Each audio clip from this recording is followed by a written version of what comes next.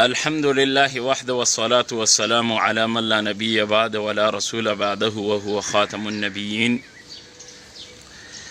زما محترم ورونو، نن په دې ویډیو کې تاسو ته د تسبیح د لمونځ یعنی صلات التسبیح طریقه در وښایم. محمد رسول الله صلی الله علیه وسلم خپل تر عباس رضی الله عنه ته وویل چې ای تر زه تا ته ناشنا تحفه در نه کړم. هغه ورته ویل چې یا رسول الله ولې نه، خامخا دا تحفه ما ته راکړه. نو تره ته په تحفه کې صرف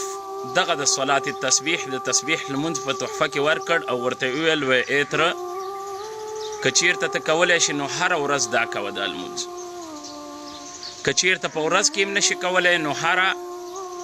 هفته کې دا یو ځل کوه، او که چیرته په هفته کې هم نشي کولی نو یو میاشت کې خامخا یو ځل کوه، او که چیرته د میاشت طاقت دې هم نه وي نو په کال کې یو ځل کوه، او که ترڅنګ په یو کال کې د دې طاقت نه وي نو خامخا یې په عمر کې یو ځل وکړه، ځکه چې دې سره به ستا الله جل شأنه کوم ګناهونه چې قصدن دې کړي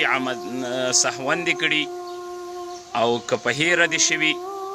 که په خطا کې دې شوي دا په پټه کړي یا په ښکاره دې کړي نو اله العالمین به دې ټول ګناهونه ورسره معاف کړي. نو قدرمند ورونو، د تسبیح د لمونځ طریقه داسې ده چې سبحانک اللهم به ووایي،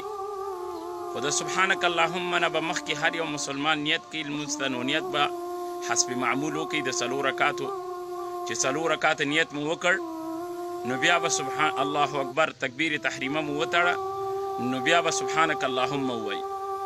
سبحانک اللهم هم چې څنګه وویلې نو دې نه بعد به تاسو قدرمند ورونو پنځلس ځل دا کلمات ووایئ چې سبحان الله والحمد لله ولا اله الا الله والله اکبر. نو دا مو چې پنځلس ځل وویلې بیا به تاسو اعوذ بالله بسم الله ووایئ، الحمد لله به ووایئ، بیا به یو صورت ورپسې ووایئ، بیا به لس ځل بعد د صورت نه بعد دا کلمات ووایئ چې سبحان الله والحمد لله ولا اله الا الله والله اکبر. بیا به چې څنګه رکوع ته لاړئ، رکوع کې د سبحان ربی العظیم نه بعد لس ځل دا کلمات ووایئ، چې څنګه بیا سمع الله لمن حمده قومې ته راوچت شولئ بیا لس ځلې په قومه کې دا کلمات ووایئ، بیا چې څنګه الله اکبر هم کړ سجدې ته لاړئ نو لس ځل به په سجده کې د سبحان ربی الاعلی د سجدې د تسبیحاتو نه بعد ووایئ. همدا ځل چې الله اکبر مو کړ د سجدې نه راجګ شولئ جلسه کې بیا به لس ځل جلسه کې ووایئ، بیا به دویمه سجده کې هم د تسبیحاتو د سجدې نه بعد ووایئ.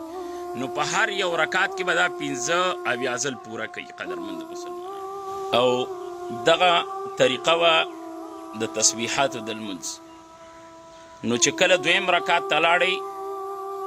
دویم رکعت کې به تاسو د بسم الله نه مخکې دا 15 ځل ووایئ، چې 15 ځل مو وویلې بیا به په مقه طریقه باندې راشئ، یعنی بیا به بسم الله ووایئ، الحمدلله به ووایئ، سورت به ووایئ، بیا به لس ځل دا کلمات ووایئ.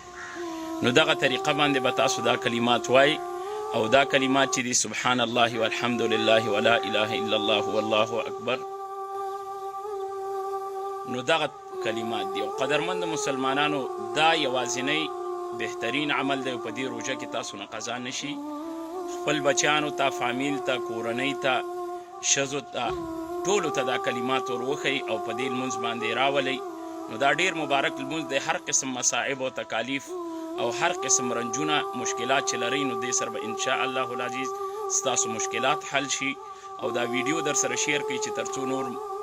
ملګري دا ویډیو وګوري او دا لمونځ زده کړي،